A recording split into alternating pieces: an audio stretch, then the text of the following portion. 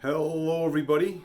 Paul Jancarella here from Profits and Success, and I wanted to speak about journeys as well as survival. Earlier this week, I was asked to mention my three favorite books, and I had to think about them for a while to see which ones I would pick. And one of the books I picked was Miracle in the Andes. And some of you may remember, I believe it was in 1972, a plane from Argentina, a rugby team, was traveling for a exhibition map in Chile, and they were flying over the Andes Mountains. Well, the pilots were disoriented and flew into danger, and the plane crashed, killing several people, but there were several survivors. And the author of this book spoke with one of the survivors who was actually in a coma, so to speak, for the first 3 days of the ordeal. And they crashed in the top of the Andes mountain range, and there was nothing but snow and ice and freezing temperatures to boot. And it was a crazy ordeal.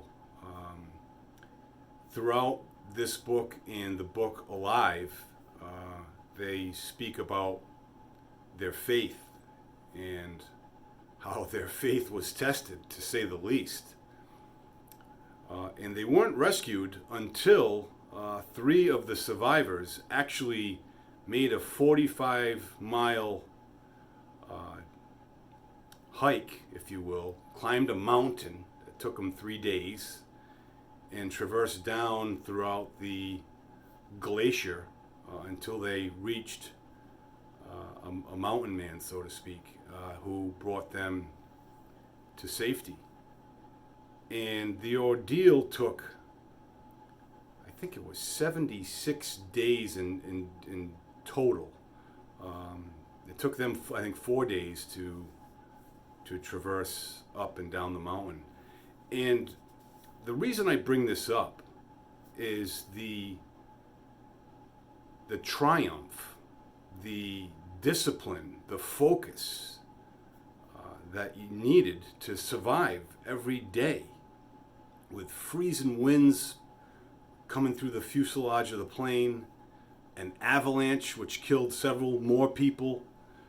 It just took such power. And, they were on a pilgrimage of sorts. And today, I'm speaking of a journey that they took. And the Sioux Indians said it best: the longest journey we take is from our head to our heart. And that journey for all of those survivors had to be taken every single day of their ordeal, unequivocally. And we worry about us as business owners, as workers, as parents, as siblings, of the triumphs and tribulations that we go through. And we read stories like this, which is just truly inspirational. And, a forgotten point is the only way they survived was they ate the remains of the people that passed, which was just so troubling.